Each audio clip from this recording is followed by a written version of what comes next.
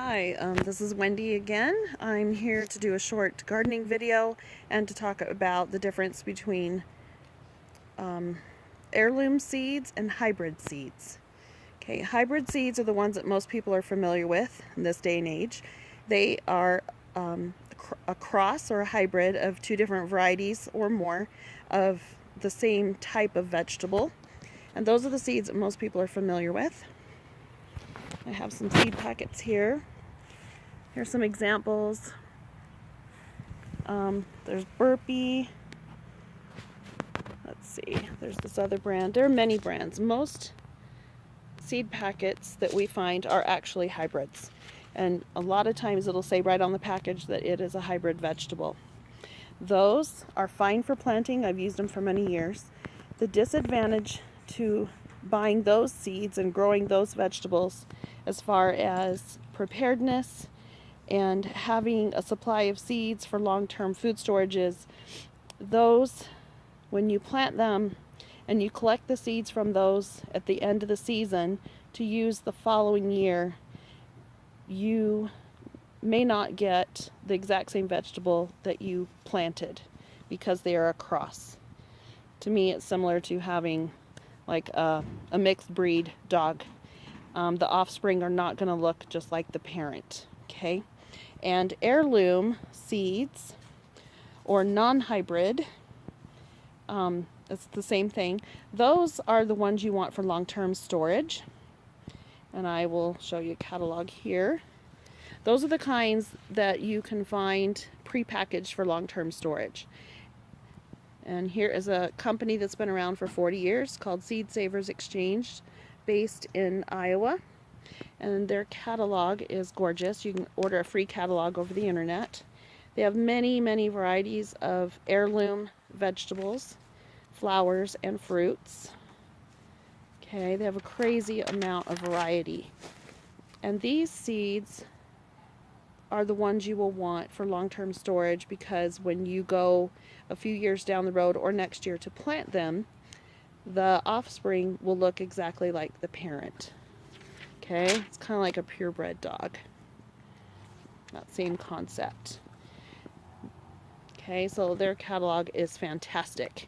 Let's see, their website is, I believe it's just seedsavers.org is the name of their website. And here is a package of some pumpkins I have grown in the past. And here's one variety of beets. Okay, so their packets look like this. And the planting instructions are on the back. Okay. So, growing them is just like growing your hybrid. Okay, nothing different there. The only difference is you will let some of these go to seed and save those seeds to store or to use next year. And here's a fabulous book. I recommend you get a book or two. This is Seed to Seed, Seed Saving and Growing Techniques for Vegetable Gardeners by Suzanne Ashworth. And it can be bought online. And here's one that came out a year or two ago, The Seed Garden, The Art and Practice of Seed Saving. And this I actually bought through Seed Savers Exchange. And you can find both of these on Amazon. Okay, I recommend getting at least one good book on seed saving, and it tells you how to plant the vegetable, how to grow it, and how to collect seeds and when to collect the seeds. And something you want to keep in mind is when storing the seeds, you want to store them in the coolest, driest location possible. And that can be, the best place would be in the freezer, in an airtight container. Okay? So before it gets dark, I'm going to go over here. The easiest ones to collect the seeds from for beginners are peas and green beans. Okay, here's some peas that are still nice and green. They're turning brown because it's getting too hot. So I just picked all of these tonight.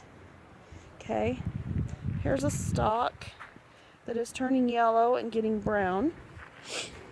So what you would do here is instead of pulling the entire thing out and throwing everything away, you're going to want to let some of these plants turn this color on purpose. Don't rip all of them out. Keep a few and let them turn this color.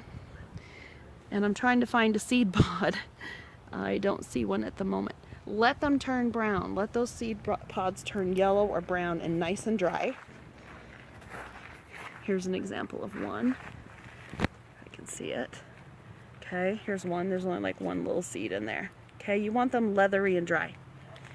After they have turned dry like that, you can pull it off and save those.